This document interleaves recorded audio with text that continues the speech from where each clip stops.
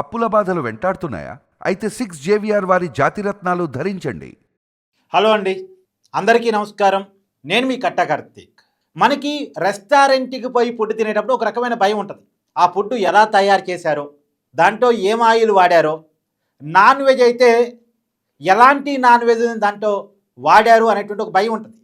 ఈ మధ్య కాలంలో ఫుడ్ సేఫ్టీ ఆఫీసర్స్ తనిఖీలు చేస్తూ ఉంటే హైదరాబాదులో చాలా ప్రముఖమైన రెస్టారెంట్లు అనుకొని, చాలా నమ్మకమైన రెస్టారెంట్ అనుకున్నటువంటి వాటిల్లో కూడా కుళ్ళిపోయినటువంటి చికెను, నాసి రకమైనటువంటి వంట నూనెతోటి కుకింగ్ చేస్తున్నారన్న విషయాలు ఈ మధ్య కాలంలో చాలా బయటకు వచ్చాయి. ఈ మధ్య కాలంలో చాలామంది బయటికి వెళ్ళి తినడానికి భయపడేటువంటి పరిస్థితులు. ఇప్పుడు ఇంకొక వార్త ఏంటంటే, కేవలం రెస్టారెంట్స్లో మాత్రమే కాదు, మనం ఇంటికి ఆర్డర్ పెట్టుకుంటాం కదా యాప్ల ద్వారా, వాటిల్లో కూడా నాసి రకమైన క్వాలిటీ లేని ఫుడ్ ఐటమ్స్ కానీ, ఎక్స్పైరీ అయిపోయినటువంటి వస్తువులు కానీ మనకు వస్తున్నాయి. ఇప్పుడు ఫుడ్ సేఫ్టీ ఆఫీసర్స్ తనిఖీలు ఇది కూడా బయటపడింది. 6 సంస్థల మీద తనిఖీలు నిర్వహించారట. ఫ్లిప్కార్ట్ కావచ్చు, అమెజాన్ కావచ్చు, జెప్టో కావచ్చు, స్విగ్గీ కావచ్చు, జొమాటో కావచ్చు, ఇలా ఒక 6 సంస్థల మీద తనిఖీలు నిర్వహించారు. అన్నీ ప్రముఖమైన సంస్థలే, అన్నీ ఇంటర్నేషనల్ స్థాయి సంస్థలే, అన్నీ కూడా చాలా పెద్ద పెద్ద బహుళజాతి కంపెనీలు. వీటిని కొద్దిగా మనం నమ్ముతాం, కానీ వీటిల్లో తనిఖీల్లో దారుణమైనటువంటి వస్తువులు బయటపడ్డాయి. ఎక్స్పైరీ అయిపోయిన వస్తువులు, కుళ్ళిపోయిన కూరగాయలు, ఫ్రూట్స్, తర్వాత నాసి రకమైనటువంటి ఫుడ్ ఐటమ్స్, చాలా భయంకరమైన నిజాలని ఫుడ్ సేఫ్టీ ఆఫీసర్స్ కనిపెట్టారు. దాదాపు 1900 వస్తువులు ఎక్స్పైరీ అయిపోయినాయి ఉన్నాయంట. 1900 వస్తువులు ఎక్స్పైరీ అయిపోయిన డేట్ అయిపోయినాయి ఉన్నాయి. మన ఇంటికి వచ్చి ఎంతమంది డేట్ చెక్ చేసుకుంటారో మీకు వచ్చినటువంటి వస్తువుల్లో? మనం జెప్టోలో ఆర్డర్ పెడతాం, మన ఇంటికి ఒక వస్తువు వస్తుంది, ఎంతమంది చెక్ చేసుకుంటారు దానికి ఎక్స్పైరీ డేట్ ఉందా లేదా అనేటువంటిది? ఒక పిండి పెడతాం, గోధుమ పిండో ఇంకోటో పెడతాం, ఎంతమంది చెక్ చేసుకుంటారు ఎక్స్పైరీ డేటు? చెక్ చేసుకోండి, ఇక నుంచి జాగ్రత్తగా చెక్ చేసుకోండి. 1900 ఐటమ్స్ ఎక్స్పైరీ అయిపోయినాయి కనపడేట. ఇవి ఎవరికో వాళ్ళకి ఆర్డర్ పెట్టిన వాళ్ళకి వీళ్ళు సప్లై చేస్తారు. ఎక్స్పైరీ డేట్ అయిపోయినా సరే, ఒక నెల అటు ఇటు అయినా సరే ఎవరు చూసుకుంటారు? ఎప్పుడు ఏమంటారు, ఒకళ్ళు చూసుకొని మళ్ళీ కస్టమర్ కేర్కి ఫోన్ చేసామనుకోండి, అవునండి పొరపాటు జరిగింది, మీరు ఆర్డర్ వెనక్కి ఇచ్చేయండి అంటారు.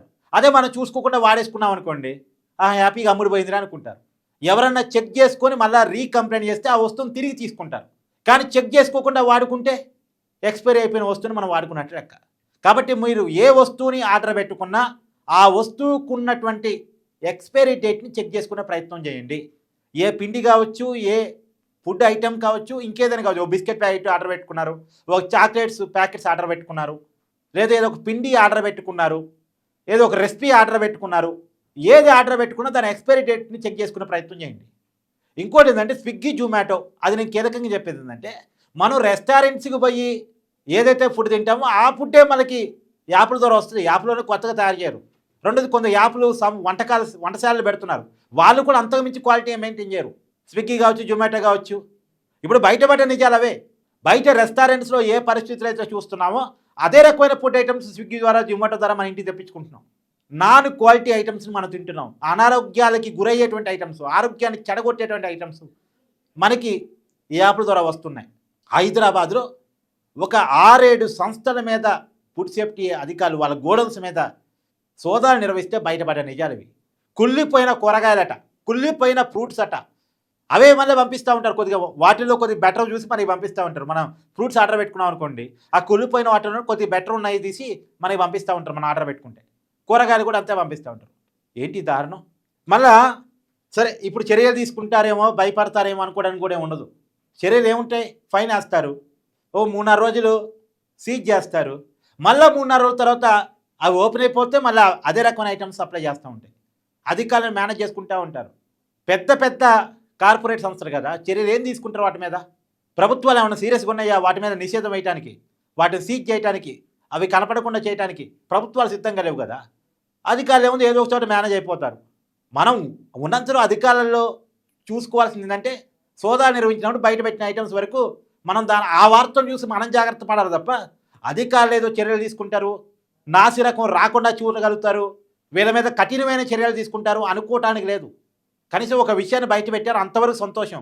దాన్ని మనం గమనించి మన జాగ్రత్తలో మనం ఉండాలి. కాబట్టి ఈ యాప్లు వాడే వాళ్ళు చాలా జాగ్రత్తగా ఉండండి. మన రెగ్యులర్ జీవితంలో కామన్ అయిపోయింది యాప్లు వాడకం అనేది. ఎవరు కూడా షాపుకి వెళ్ళట్లే. 10 నిమిషాల్లో వస్తుంది జెప్టోలో ఆర్డర్ పెట్టుకుంటారు, లేదా ఇంకేదో యాప్లో ఆర్డర్ పెట్టుకుంటారు. ఫుడ్ ఐటమ్స్ అయితే స్విగ్గీ, జొమాటో బాగా వాడతారు. తర్వాత ఏదైనా థింగ్స్ అయితే ఫ్లిప్కార్ట్, అమెజాను. ఈ యాప్లు వాడకం బాగా పెరిగిపోయింది.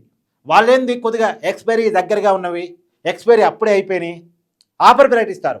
ఆఫర్ చూడగానే మనకి అరే 100 రూపాయల్లోనే వస్తుందిగా, 200లోనే వస్తుందిగా అని మనకు అనిపిస్తుంది. కానీ వాడు ఆఫర్ పెడుతున్నాడంటే ఐటెంను వాడు వదిలించుకోవడానికి సిద్ధపడుతున్నాడు అని అర్థం. వాడు ఆఫర్ పెట్టి మనకి ఇస్తున్నాడంటే ఐటెంని వదిలించుకోవడానికి సిద్ధపడుతున్నాడు. అది ఎక్స్పైరీ అయ్యిందో కాబోతుందో అయి ఉంటుంది. ఆ వస్తువుని మన చేతిలో పెట్టి వాడు వదిలించుకోవడానికి డిసైడ్ అయిపోయాడు. దాని ఆఫర్ని అలా చూడండి, ఆఫర్ ఇస్తున్నాడు కదా అని వెంటనే ఆర్డర్ పెట్టేస్తే నష్టపోయేది మనమే. చాలా జాగ్రత్తగా ఉండండి.